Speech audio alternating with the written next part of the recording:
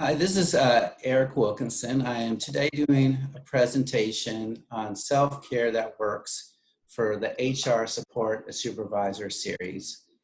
I am one of the therapists in the Office of Work Life, and I always like to remind everybody that all employees, dependents of employees, retirees, a UK benefit is 5 free counseling sessions per fiscal year. This topic of self-care, I think, is always salient and relevant to our lives, but particularly during times of difficulty or rapid change. So let's get into it. And we're going to focus on strategies that will be individualized, but hopefully, or that I know that have been shown to be beneficial based on research. So let me just, give me just a second so I can. Okay. So there's a famous quote by Thich Nhat Hanh, which is "No mud, no lotus." And what this is getting at is that it's through difficult times in life when things get really muddy, really dirty, that there's opportunity for birth and growth, innovation, that it's a recognition that beautiful things generally don't just appear without some struggle. And I think that both in our personal lives and our professional lives, it's important to keep this idea front and center. I also wanted to share the quote that we all do better when we all do better. And that's from the late Senator Paul Wellstone. And what I like about this quote is this emphasis on our interdependence as people and as supervisors. It speaks to the power of leading by example. It speaks to the recognition that our teams and ourselves benefit from supporting each other through modeling the behavior we like to see. But basically, on a really fundamental level, that when we're in a good space, it enhances the well-being of our staff and those around us. So here are 7 self-care practices that I'm going to focus on today. We'll go into each one of these in detail, but just briefly, giving yourself permission to practice self-care, prioritizing nutrition, sleep, relaxation, movement, grounding yourself with your physical body, giving yourself self-compassion breaks when they're needed, consciously opening and closing to experience, setting healthy boundaries, celebrating success and practicing gratitude in your personal and professional life, and finally, cultivating positive psychological flow states. So the first practice is just giving yourself permission for self-care. Many of us experience self-care as something that's a selfish activity or self-indulgent, or maybe we see it as a luxury. I think it's really important that we recognize that self-care is how we nurture ourselves. It's similar to the importance of getting good sleep or eating food, drinking water. Self-care practices, which can be many different types and varieties, ultimately nurture us. They help rejuvenate us. They give us the energy that we need to push forward. Self-care is essential. It's not selfish. In order to be the best supervisor you can be and the best person you can be, self-care needs to be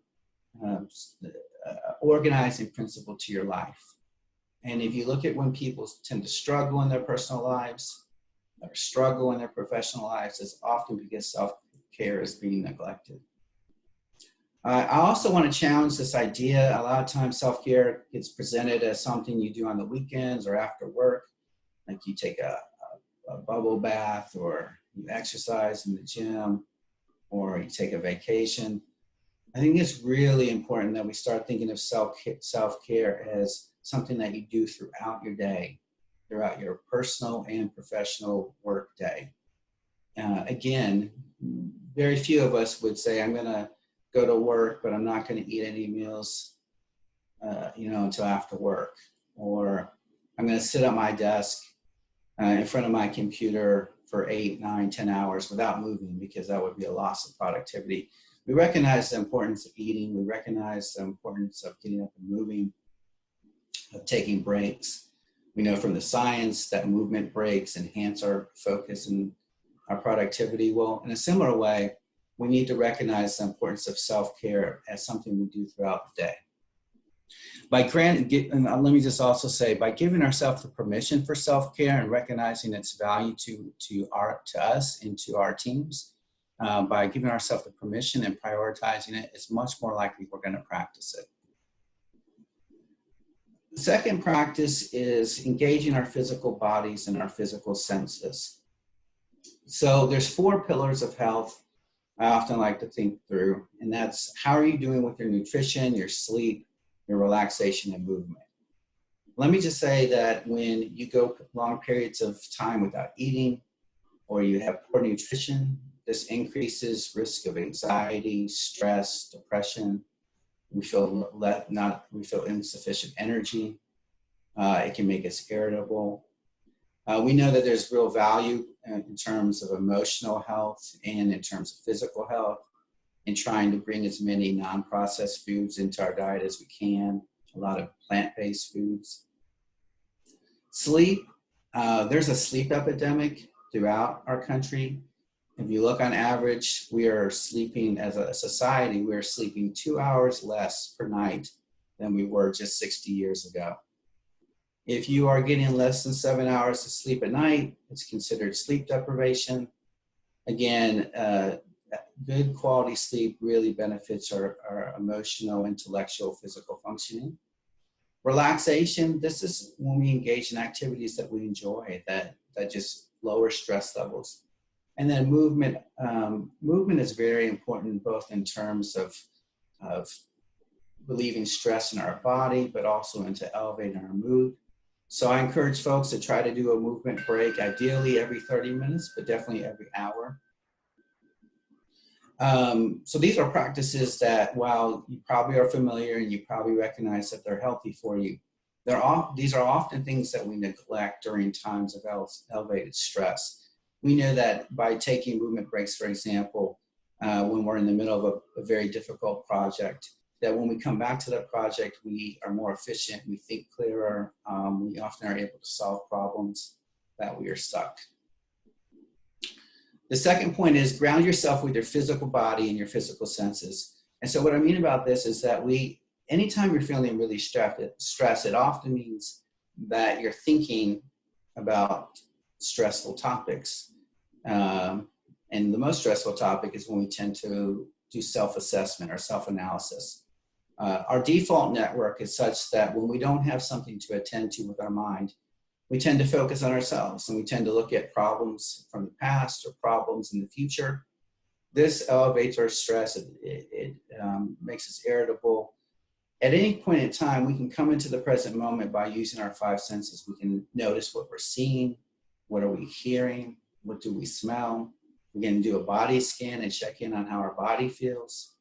We know that you can come back to your breath. I mentioned compassionate breathing here. What do I mean by this? Well, we know that when we focus on our breath, it activates our parasympathetic nervous system, which is calming. We know that when you do an extended out breath, that in particular helps calm our nervous system. We also know that when you're faced with a difficult situation, if you focus on your breath, it can really help you to stay calm and focused on what's unfolding. And specifically, compassionate breathing is if you were dealing with a difficult situation with an employee or a client, or you're just stuck on a process and you're frustrated. Taking some time where with your in-breath, you think about your breathing in positive energy for yourself. And then with your out breath, you're breathing out for either your employee or your team or for others. And so this compassionate breathing is very grounding during difficult times. Very helpful. Our third practice is more generally self-compassion practices. So I first note, give yourself self-compassion breaks as needed. So what do I mean by self-compassion breaks? This is where you take a moment and you check in with your body. You check in with your feelings. You say, what am I feeling? What am I feeling emotionally? How does my body feel? You ask yourself, what are you feeling? And then, you know, if you're feeling some soreness in your body, or you're feeling some anxiety, or you're feeling scared, think of how you would respond to a friend or even a young child in that situation. Allowing yourself to say, oh, you're really suffering right now, or oh, you're having a really difficult time right now. And being kind towards yourself, that helps alleviate some of that suffering. At the same time that you first acknowledge what are you feeling, and then you kind of adopt a kind posture with yourself. Then the next step is to ask yourself, what do I need right now? It could be you need a movement break. It could be that you need to go outside, maybe listen to some of your favorite music. But often it can be, what do I need to hear right now? Maybe you need to remind yourself, I've solved problems like this before, or I'm a good person, or, you know, I'm intelligent. I'll be able to figure this out. So a self-compassion break consists of checking in with your physical and emotional state, adopting a kind posture like you would with a friend or a young child, and then asking yourself, what do you need right now, and giving it to yourself. Another self-compassion practice is consciously opening and closing yourself to experiences. And so we do this all the time unconsciously. When we feel frustrated or overwhelmed, we often unconsciously close down, shut down.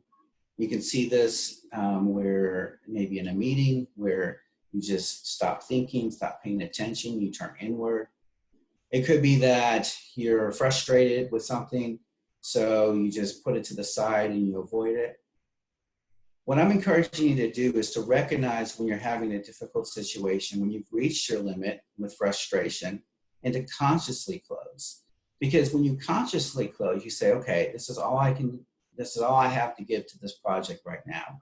Or I need to take a break from this problem and come back to it later. When we consciously do this, we're practicing self-care. And in doing this, we are reminding ourselves it's okay to recognize we all have limits. We all have times we need breaks.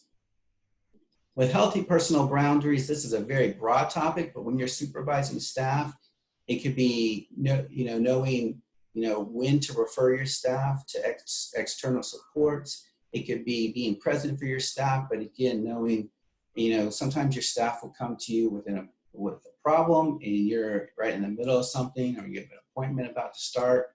Being able to say to your staff, okay, what you're bringing to me, this is very important, and I definitely want to talk with you about it.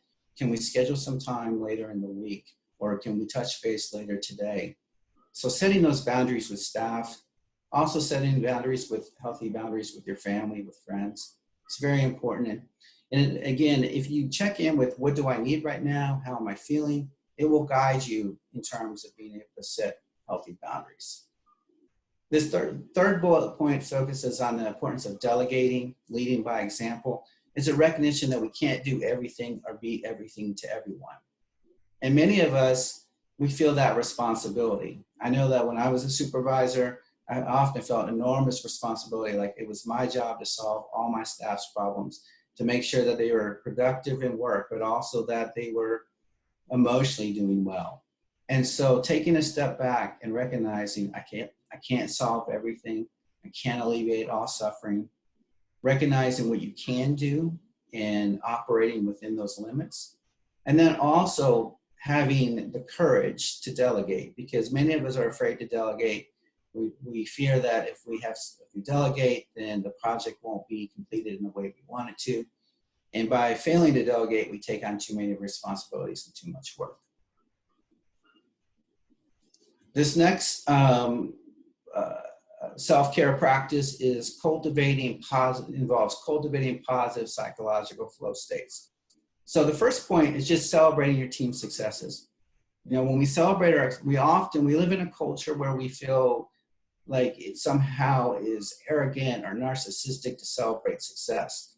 But it's so important for our mental health to recognize, I may not always do a great job, but I did a pretty good job in this situation. Same thing with your teams. You know, it's the negativity bias is part of human nature, where we tend to focus on what goes wrong. It is so important for us to intentionally celebrate team successes, to say, you know, we may not always do everything right, but we did pretty good with this particular work project. To, when you provide recognition to your employees, to be specific. Say, I really like it. I really was, you know, impressed by the work that you did on this specific project. The more specific and intentional you can be, the more authentic, the more it builds morale within your team, and it also makes you feel good. Another part of this is just practicing gratitude in your personal and professional life. There's a lot of research that shows that just doing a 5-10 minute gratitude exercise at the end of the day, where you write down things you're grateful for, things that went well during the day. When you this practice, and even just a couple of weeks, you see significant decrease in anxiety, stress, depression. So, you know, modeling this, practicing this, encouraging this in your staff.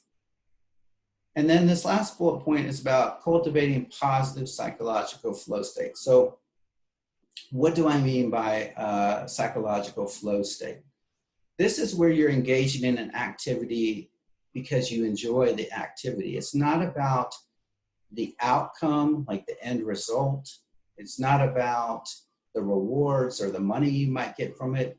These are activities that you just enjoy doing. So it might be, for some folks, it might be coloring. For other folks, it might be reading a good novel. For me, I love to walk, and as Zeta mentioned, I love to walk out in nature. It's inherently enjoyable for me to notice the trees, to like smell the air, to feel the sun on my skin. On rainy or cloudy days, if it's rainy, I love to take my umbrella out and listen to the rain hit the umbrella. I like to feel the mist on my skin. If it's cloudy, I like to take interest in just the different textures in the gray, maybe where there's small spots of sunshine, or focusing on like the trees and the grass. When I do these type of engagement in nature, I lose track of time, which is part of a psychological flow state. It's where you're doing something that's inherently enjoyable or rewarding, where you're getting immediate feedback, where you lose track of time. So for some people, it might be knitting, it might be exercising or playing sports, it might be playing music. But it's really important that you identify what in your life brings about a positive psychological flow state. And also in our work environment, there are different ways to set up your office space, different ways to structure the schedule on your calendar, where you can really lose yourself in your work, and in a positive way, where your action and your thought are one, where you're not distracted, where you've carved off time to work through difficult problems, where you're engaging your full intellect. You lose track of time because the challenge of the problem or working through the problem is inherently satisfying. So these are some strategies that I think can be brought into practice that are extremely beneficial. I would like to just briefly show you a slide that illustrates some of the services that are offered, both through financial well-being, health and wellness, training and development, the Office of Work Life. Again, just to reiterate, I'm one of 4 therapists, and we offer 5 free counseling sessions to UK employees, dependents, retirees.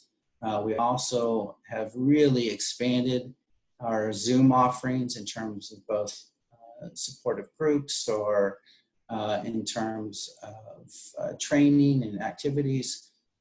So it's really, I encourage everybody to check out our webpage and see what kind of activities are on the horizon. And then finally, just to conclude, this important message that we believe in all of you. Self-care matters. You got this.